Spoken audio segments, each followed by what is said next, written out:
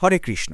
প্রিয় বন্ধুরা, আজকের ভিডিওর বিষয় 2025 সালের 6 অক্টোবর সোমবার পালিতব্য কুজাগরী লক্ষ্মী পূজা সম্পর্কে সম্পূর্ণ নির্দেশনা। বাংলার প্রতিটি গৃহে ধনভাগ্যের দেবী মা লক্ষ্মীর আরাধনায় ভক্তগণ উজ্জ্বলভাবে মগ্ন হবেন। কুজাগরীর রীতি অনুযায়ী লক্ষ্মী পূজা সাধারণত রাত্রে অর্থাৎ সন্ধ্যা থেকেই সম্পন্ন করা হয়। কুজাগরী পূর্ণিমার চাঁদ যখন আকাশে উঠবে তখন থেকেই বাঙালির ঘরে ঘরে বন্দনার আরম্ভ হয়। এই কারণে 2025 সালের আশ্বিন মাসের পূর্ণিমা তিথি শুরু হচ্ছে 6 অক্টোবর সকাল 11:24 এবং শেষ হবে 7 অক্টোবর সকাল 9:33। উদয়েল তিথি অনুসারে 7 অক্টোবরই শরৎ পূর্ণিমা বা আশ্বিন পূর্ণিমা পালিত হবে।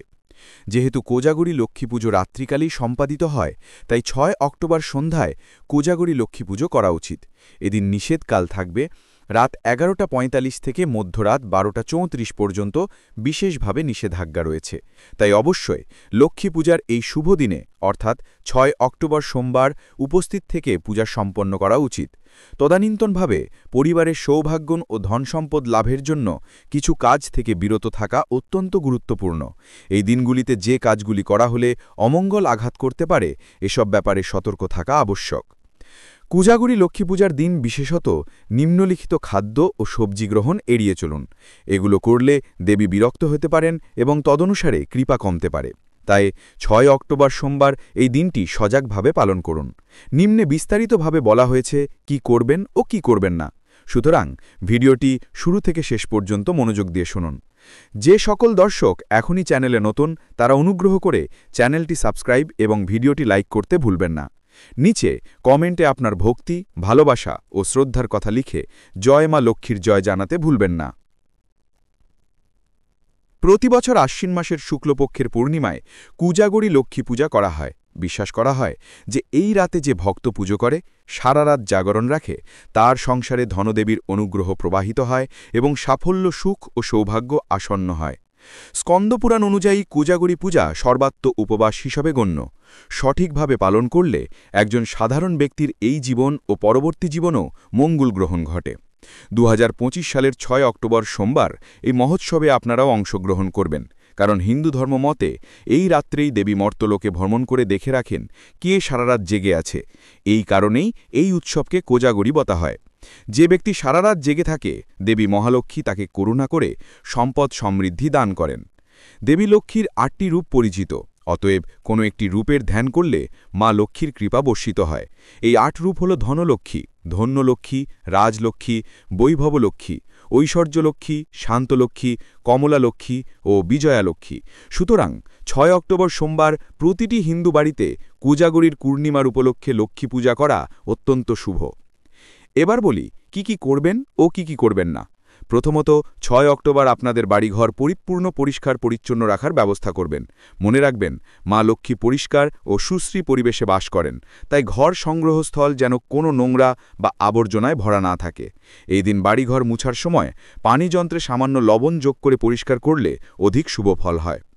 এরপর ঠাকুরঘর থেকে শুরু করে সারা বাড়ি মা লক্ষ্মীর পদচিহ্ন বা আলপনা অঙ্কন করুন।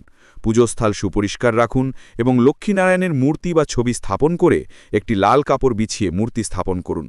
কুমকুম দিয়ে মূর্তিগুলোকে পুষ্পিত করুন। একটি কলস, যাকে লক্ষ্মীর ঘট বলা হয়, জল দিয়ে পূর্ণ রাখুন। লোকাচার অনুযায়ী ঘটের মধ্যে রাখার জন্য ধান, চাল, হলুদ, জল, অম্র, পল্লব, দুব্রপান, কয়েকটি মুদ্রা এবং নারিকেল রাখবেন। এছাড়া চন্দন, ধূপ, প্রদীপ, ফুল ও তুলসী পাতার পরিবর্তে দেবীর ভোগে নারিকেল নাড়ু, পায়েস ও বিভিন্ন ফল অর্পণ করা যেতে পারে। ঘট স্থাপনের সময় খুব সামান্য মাটি ব্যবহার করুন। জল ও ধান দুইয়ের সঙ্গে দেবী লক্ষ্মীর বিশেষ সম্পর্ক রয়েছে, তাই এগুলো অপরিহার্য। পুজোকালে সিঁদুর এবং ধূপ প্রদীপ অনিবার্য। মন্ত্রপাঠের মাধ্যমে দেবীর আরাধনা করবেন। বিশেষত লক্ষ্মী পঞ্চালি পড়া এবং লক্ষ্মীর গায়ত্রী মন্ত্র 108 বার জপ করা অত্যন্ত মহৎ। গায়ত্রী মন্ত্র ওম মহালক্ষ্মী বিদ্মহে মহাশ্রী ধীমহি তন্ন শ্রী প্রচোদয়াৎ উচ্চারণ ও মনোযোগ সহকারে 108 বার জপ ও প্রদীপ আরোপের মাধ্যমে আরতি করুন। পূজার শেষে প্রসাদ আত্মীয় পরিজন ও অতিথিদের মধ্যে ভাগ করে খেলেন। এতে বাড়ির সকলের মঙ্গল ও কল্যাণ বৃদ্ধি পায়। লক্ষ্মী পূজার দিন ঘণ্টার বা কাঁসার মতো আওয়াজজনিত উপকরণ ব্যবহার করা থেকে বিরত থাকুন, কারণ দেবী লক্ষ্মী শান্তিময়তা পছন্দ করেন এবং অতিরিক্ত শব্দ তার অনাগ্রহের কারণ হতে পারে। কোড়াল, ঢোল, নাগাড়া বা লোহার বাসন বাজানো এদিন নিরুৎসাহিত। এছাড়া লক্ষ্মীর মূর্তিতে কখনো কালো বা সাদা বস্ত্র প্রদান করবেন না, বরং হলুদ বা উজ্জ্বল রঙের কাপড় ব্যবহার করুন। লক্ষ্মী পূজায় কিছু বিশেষ নিয়ম অনুগ্রহ করে মেনে চলবেন। তুলসী পাতা এদিন ব্যবহার করবেন না। পুরাণ অনুযায়ী বিষ্ণুরা তুলসীর বিবাহিত রূপের কথা বিবেচনায় রেখে সাদা পুষ্পাদি ত্যাগ করুন এবং লাল, হলুদ বা গোলাপি রঙের ফুল অর্পণ করুন। কাঁসার বা স্টিলের বাসন ব্যবহার করবেন না। লৌহজাতীয় বাসন, লোহার ব্যবহার তাৎক্ষণিকভাবে অলক্ষ্মীর প্রতীক বিবেচ্য হতে পারে। পূজার পূর্বে রান্নাঘর পরিষ্কার করুন।